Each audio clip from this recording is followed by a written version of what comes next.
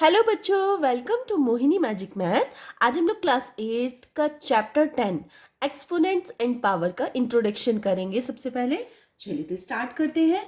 तो सबसे पहले एक्सपोनेंट एंड पावर्स क्या होता है ये आप लोगों को पता ही है, 7th क्लास में आप सभी पढ़ चुके हैं। तब भी हम लोग एक बार रिपीट कर लेते हैं। जैसे आपकी बुक में दे रखा है, जैसे टू टू दी पावर 5, तो इसको आप कैसे लिख सकते हैं? इसको लिख सकते हैं 2 मल्टीप्लाई 2 मल्टीप्लाई 2 मल्टीप्लाई 2 मल्टीप्लाई 2, मतलब 5 टाइम 2 होना चाहिए। ठीक है ना, ऐसे ही करना था। ठीक है, तो इस तरह से हम लोग लिख सकते हैं। इसी तरह अगर बोला जाए 2 टू दी पावर m, इसको कैसे लिखेंगे? तो 2 की मल्टीप्लाई हमें कितने टाइम करनी होगी? m टाइम करनी पड़ेगी। ठीक है, अब m तो एक वेरिएबल है, मतलब कोई फिक्स नंबर तो है नहीं। ठीक है, कहने का मतलब ये है जितनी पावर होती है उतने टाइम हमें मल्टीप्लाई करनी होती है। ठीक है, समझ में आ गया? चलिए अब हम आ जाते हैं, ये तो हमें समझ में आ गया। एक और देख लेते हैं छोटा सा, 10 टू दी पावर 2, इसको कैसे लिखेंगे? 10 मल्टीप्लाई 10। ठीक है, इसी तरह 10 टू दी पावर 3 है तो कैसे लिखेंगे हम? 10 मल्टीप्लाई 10 मल्टीप्लाई 10। ठीक है, इतना आपको समझ में आ गया। मतलब 10 की मल्टीप्लाई 10 से करोगे तो क्या आ जाएगा? 100। इसी तरह 3 10s की मल्टीप्लाई करेंगे तो क्या आ जाएगा? 1000 हो जाएगा। ठीक है, यहाँ तक आपको समझ में आ गया। अब नेगेटिव एक्सपोनेंट को कैसे करते हैं? Power with negative exponent. देखिए, अगर मैं यहाँ पे लिख दूँ 10 टू दी पावर -1, अगर मैं लिखती हूँ तो इसको कैसे लिखेंगे? तो देखिए, जब भी कोई पावर -1 होती है, जैसे नॉर्मली हम क्या करते थे, अगर मैं यहाँ पे लिखती हूँ 10 टू दी पावर 1, इसका मतलब होता है सिर्फ 10। ठीक है, सिर्फ 10 होता है इसका मतलब। अब यहाँ पे 10 टू दी पावर -1 है तो हम 1 ऊपर लिखेंगे और अपॉन में लिखेंगे 10। ठीक है, अगर मैं लिखूँ 10 टू दी पावर -2, ठीक है, तो ऐसे लिखेंगे 1 अपॉन 10 टू दी पावर 2। आगे समझ में आपको? मतलब अगर माइनस पावर है तो ये कहाँ चला जाएगा? डिनोमिनेटर में चला जाएगा। ठीक है, जैसे कि फिर से एक और देख लेते हैं, 10 टू दी पावर -3, तो क्या हो जाएगा इसका? 1 अपॉन 10 टू दी पावर 3। ऐसे लिख सकते हैं। ऐसे आप इनको ऐसे एक्सपेंड भी कर सकते हैं, 10 मल्टीप्लाई 10, इसको भी एक्सपेंड कर सकते हैं 10 मल्टीप्लाई 10 मल्टीप्लाई 10। ठीक है, ऐसे लिख सकते हैं। ठीक है, इस तरह से वी कैन राइट। ठीक है, तो समझ में आ गया। अगर माइनस पावर है तो अपॉन में आ जाएगा, और प्लस है तो उसको वहीं के वहीं आप एक्सपेंड कर सकते हैं। ठीक है, इसी तरह अगर आप लिख लीजिए 3 टू दी पावर -2, 3 की जो पावर है वो कितनी है? -2, तो इसको कैसे लिखेंगे हम? 1 अपॉन 3 टू दी पावर 2। ठीक है, और इसको हम कैसे लिख सकते हैं? 3 मल्टीप्लाई 3, और 3 मल्टीप्लाई 3 कितना होता है? 1 अपॉन 9। ठीक है, हो जाएगा आपसे। एक और कर लेते हैं कोई छोटा सा, जिससे आपका कन्फ्यूजन बिल्कुल क्लियर हो जाए। जैसे मैं ले लेती हूँ 5 टू दी पावर -3। ठीक है, तो इसको कैसे लिखेंगे आप? 1 अपॉन 5 टू दी पावर 3। ठीक है, फिर उसके बाद 1 अपॉन 5 मल्टीप्लाई 5 मल्टीप्लाई 5, तीनों की आप मल्टीप्लाई कर लीजिए, क्या आएगा? 1 अपॉन 125। ठीक है, अब आपने एक और पढ़ा होगा लास्ट क्लास में, हमने जैसे आपने पढ़ा होगा 2 to the power 3 multiply 3 to the power 2, ऐसे पढ़ा था आपने लास्ट क्लास में, है ना? तो उसको हम कैसे लिखते थे?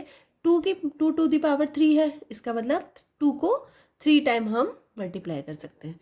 3 टू दी पावर 2 है तो इसका मतलब क्या है? हम 3 को 2 टाइम्स मल्टीप्लाई कर सकते हैं। ऐसे था। ठीक है, अब आ जाते हैं नेगेटिव एक्सपोनेंट पे।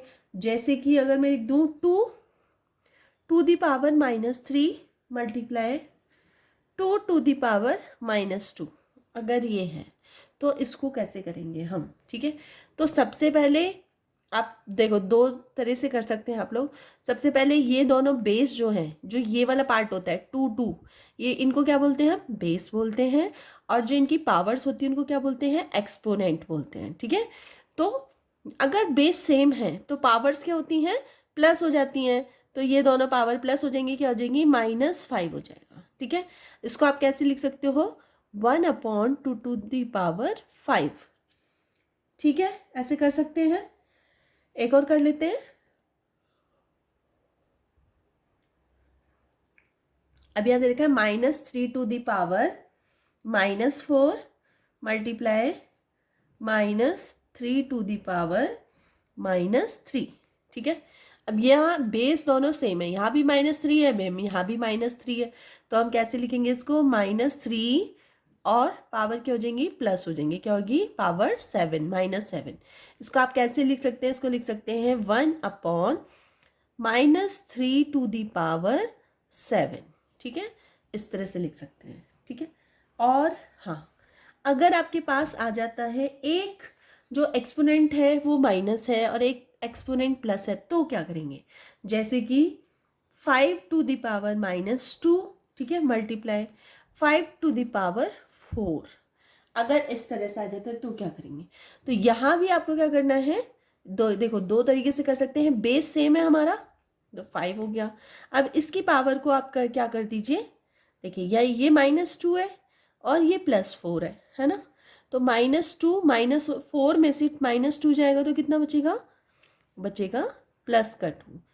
आंसर कितना हो गया, 5 × 5, ये हो गया 25। ठीक है, ये आ गया आपको। अगर आप एक और देख लीजिए, जैसे 3⁻8 मल्टीप्लाई 3⁻3 नहीं +3 कर लेते हैं, +3। ठीक है, अब करके देखते हैं, तो 3 बेस सेम है हमारा, तो क्या करेंगे, -8 + 3, इसको सॉल्व कर लीजिए। अब क्या आएगा आंसर, आंसर आएगा 3⁻5। ठीक है, तो इसको हम कैसे लिख सकते हैं, 1/3⁵। ठीक है, हो जाएगा। तो बस इसी तरह आपको सारे क्वेश्चन करने होंगे। अब हम लोग क्या करेंगे, कुछ लॉ है जो हमने एक्सपोनेंट के 7th क्लास में पढ़े थे, यहाँ हम एक बार क्विक रिवीजन उसका कर लेंगे। तो सबसे पहला है 1 पार्ट, कोई भूल गया होगा तो उसको क्विक रिवीजन हो जाएगा उसका। ठीक है, तो a⁻m अपॉन a⁻n, इसको कैसे लिखते हैं हम लोग, ऊपर वाले में से नीचे वाले की पावर माइनस हो जाती है, बेस सेम है ना हमारा बेस सेम है, तो क्या हो जाएगा, m - n। ठीक है, अब इसका एक एग्जाम्पल भी ले लेते हैं हम लोग, जैसे a⁻a नहीं लेंगे, 2⁸ अपॉन 2⁻3। ठीक है, तो इसको कैसे करेंगे हम लोग, 2 बेस है हमारा, 8 - 3, मतलब ऊपर वाली पावर में से नीचे वाली की पावर माइनस हो जाती है, तो कितना बचेगा, 2⁵। आगे समझ में, तो इस तरह के क्वेश्चन आप इस तरह से करेंगे। सेकंड है जिसमें आपको दे रखा है a⁻m और फिर उसकी भी 2⁻n, और इसकी में क्या होती है, पावर्स दोनों मल्टीप्लाई हो जाती हैं। ये एक ही ऐसी सिचुएशन है जिसमें पावर्स क्या होती हैं, मल्टीप्लाई होती हैं बस, और किसी भी सिचुएशन में पावर मल्टीप्लाई नहीं होती हैं। ठीक है, तो इसमें हो जाएगा m n। अब इसका भी एक एग्जांपल हम लोग ले लेते हैं, जैसे मैं ले लेती हूँ 2⁻2 और उसकी भी पावर 3।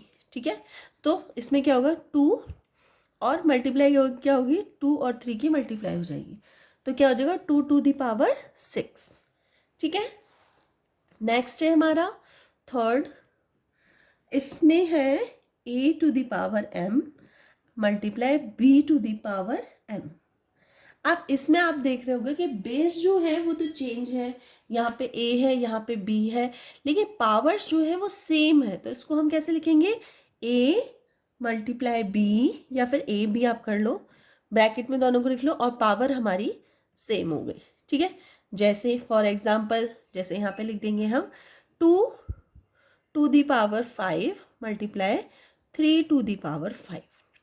अब देखिए इसमें बेस तो चेंज है दोनों के लिए, पावर सेम है, तो इसको हम कैसे लिख सकते हैं, 2 × 3 और पावर 5। इसको हम ऐसे भी लिख सकते हैं 6⁵। ठीक है, ऐसे कर लेंगे। नेक्स्ट हम लोग कर लेते हैं इसका फोर्थ जो लॉ है वो क्या है, a⁻m एंड b⁻m। अगर इस टाइप से क्वेश्चन हो, अभी लास्ट हमने किया था कि दोनों बेस सेम थे, यहाँ पे क्या है कि दोनों बेस डिफरेंट है, यहाँ a है यहाँ b है, इसको हम लिख सकते हैं normally a/b to the power m। ठीक है, for example 2 to the power 5 and 3 to the power 5। इस तरह से अगर क्वेश्चन है तो आपके लिख सकते हो 2/3 एंड पावर 5, ब्रैकेट में करके लिख सकते हैं। ठीक है, एक इसका फिफ्थ है जो तो सबको पता होगा, a टू द पावर 0। जब भी किसी नंबर की पावर 0 होती है तो वो हमेशा 1 होता है। जैसे कि अगर मैं बोल दूँ 2 टू द पावर 0 तो इसका आंसर होगा 1। इसी तरह अगर मैं बोल दूँ 285 टू द पावर 0 तो इसका आंसर क्या होगा 1। ठीक है, अगर मैं बोल दूँ 57 टू द पावर 0 आंसर क्या आएगा 1। तो कोई भी नंबर हो उसकी, या फिर कोई भी वेरिएबल हो, कोई भी हो, अगर उसकी पावर 0 है तो आंसर क्या आएगा 1 आएगा। ठीक है, तो इतना आपको याद रखना है। चलिए, तो इंट्रोडक्शन में आपका इतना ही था। चलिए, तो नेक्स्ट वीडियो हम एक्सरसाइज पे बनाएंगे, तो वो भी देख लेना। चलिए, तो मिलते हैं नेक्स्ट वीडियो में, तब तक के लिए बाय।